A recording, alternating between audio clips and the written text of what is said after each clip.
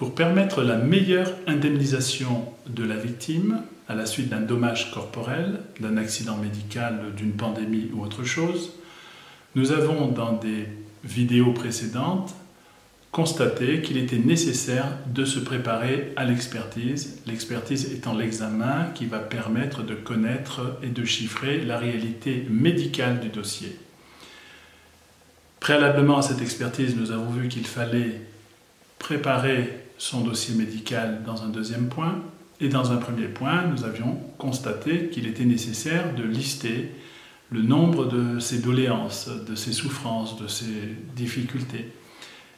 Voilà, aujourd'hui nous allons traiter donc de l'indemnisation qui vient ensuite du dépôt du rapport par le médecin conseil ou par l'expert judiciaire. Cette indemnisation sera fonction de la liste des différents préjudices qui seront établis dans ce rapport et de la gravité de chacun d'eux en fonction des séquelles qui pourraient résulter des soins qui ont été prodigués par la victime, qui n'est jamais totalement remise dans son état antérieur. Et c'est cette différence entre l'état antérieur de la victime et son état actuel qui va faire l'objet d'une indemnisation. Il y a une multitude de préjudices. L'essentiel, c'est de ne pas les oublier. Pour ne pas oublier certains préjudices, pour qu'ils soient bien indemnisés, il faut les évoquer et les faire reconnaître dans le cadre de l'expertise. Sinon, évoquer la réparation financière d'un préjudice sans avoir préalablement rapporté l'existence de ce préjudice dans le cadre de l'expertise ne servirait à rien. Donc, plusieurs préjudices sont indemnisables, pour ne pas dire tous les préjudices en principe sont indemnisables. Il faut aussi les lister. Et cela, l'expert le fait dans le cadre de son rapport. Donc, en fonction de chaque préjudice qui aura été indiqué dans le rapport de l'expert, l'avocat conseil de la victime mettra un chiffre et le proposera dans le cadre d'un règlement amiable à la compagnie d'assurance. Et à défaut d'accord, à défaut du fait que la victime et l'avocat ne sont pas d'accord sur les montants qui finalement vont être proposés après négociation par la compagnie adverse, la compagnie d'assurance, qui peut aussi être la vôtre. Quand je dis adverse, il faut bien entendre que les compagnies d'assurance ne sont pas les partenaires privilégiés de la victime. Seul l'avocat conseil de victime, qui n'est pas non plus avocat d'assurance, est le plus à même de défendre les intérêts des victimes.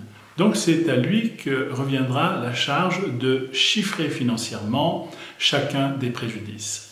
Il y a une multitude de préjudices, des préjudices qui sont personnels, des préjudices qui sont économiques ou financiers, tels la perte de son activité professionnelle, la perte de ses salaires. Les préjudices personnels étant, eux, plus en rapport avec le corpus de l'individu. Ça peut être le préjudice de la souffrance, le préjudice d'agrément, le préjudice sexuel. Ça peut être également l'invalidité, ce qu'on appelle aujourd'hui le DFP, déficit fonctionnel permanent, qui lui est indemnisé également au même titre que tous les autres préjudices personnels et économiques. Et il y a également un préjudice exceptionnel lorsque la situation de la victime est désormais exceptionnellement atteinte et l'empêche d'avoir une vie normale, comme par exemple la procréation.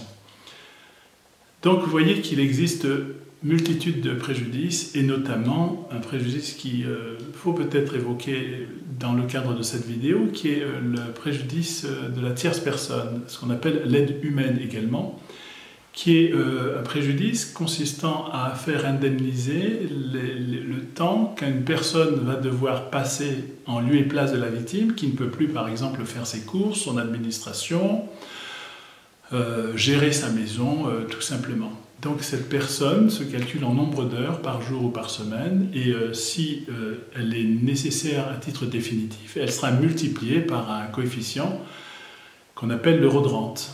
Voilà, donc vous pourrez obtenir ainsi la réparation de vos préjudices entièrement si vous justifiez de leur gravité sur le plan expertal.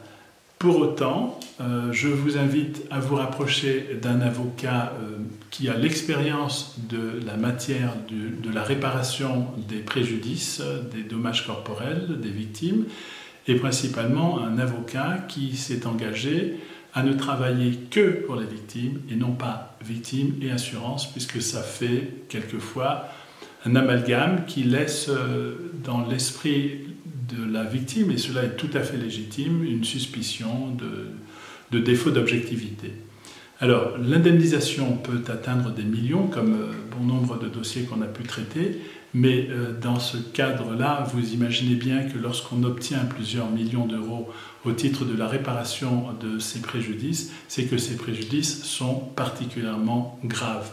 Aussi, l'échelle de valeur financière correspond souvent à l'échelle de valeur du défaut, des manquements, de l'invalidité de la victime. Voilà, pour toute autre explication, vous pouvez vous reporter également sur notre site. Je vous souhaite une bonne journée. Au revoir.